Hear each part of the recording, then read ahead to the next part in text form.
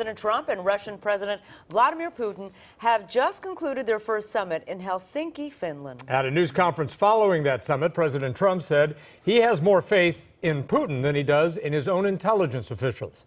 CBS 2's Sandra Mitchell is here with more. Sandra. Yeah, this is a first. It's never happened before, actually. A U.S. president meeting with his Russian counterpart for 2 hours with only translators in the room.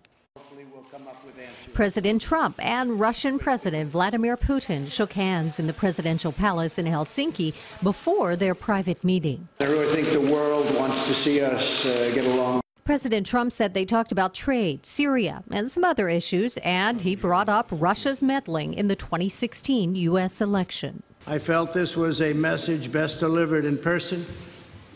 Spent a great deal of time talking about it. On Friday, the Justice Department indicted 12 Russian agents for alleged hacking during the election. After the one-on-one meeting, staff members joined them for a working lunch. Hours before the summit, though, President Trump blamed the United States for the rocky relationship between our two nations. He tweeted, "Our relationship with Russia has never been worse, thanks to many years of U.S. foolishness and stupidity, and now the rigged witch hunt." It ignores the fact that, of Russia's aggression in Ukraine in 2014, its intervention in Syria in 2015, and its interference in our elections in 2016. The meeting started with a little drama. President Putin arrived in Helsinki behind schedule. He has a tradition of keeping leaders waiting. President Trump just waited until Putin arrived at the palace before he left his hotel. And during that news conference, President Putin again denied Russian meddling in the U.S. election, calling that idea complete nonsense. But House Speaker Paul Ryan just a little while ago said there's no question that Russia interfered and Russia is not our ally. Jeff, Sharon?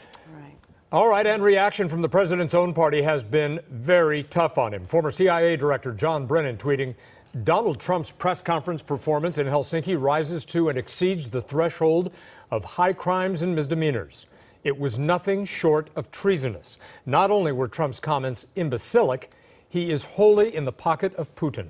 Republican patriots, where are you?" And Republican Senator from Arizona Jeff Flake tweeted this: "I never thought I would see the day when our American president would stand on the stage with the Russian president and place blame on the United States for Russian aggression. This is shameful." Just before the news conference ended, a moment of levity. Russian President Putin passed a soccer ball to President Trump. It was a reference to the 2026 World Cup that's going to be hosted in North America, United States, U.S., Mexico, and Canada. He said, "The ball is in your court." President Trump said he'll give the ball to his son, Barron. Tossed it, you saw there, to the First Lady, who was sitting in the front row.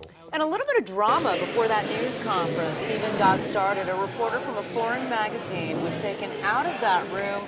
He was holding up a piece of paper that read "Nuclear Weapon Ban Treaty," and security thought it was a sign. That man was allowed to return back to the room for the press conference.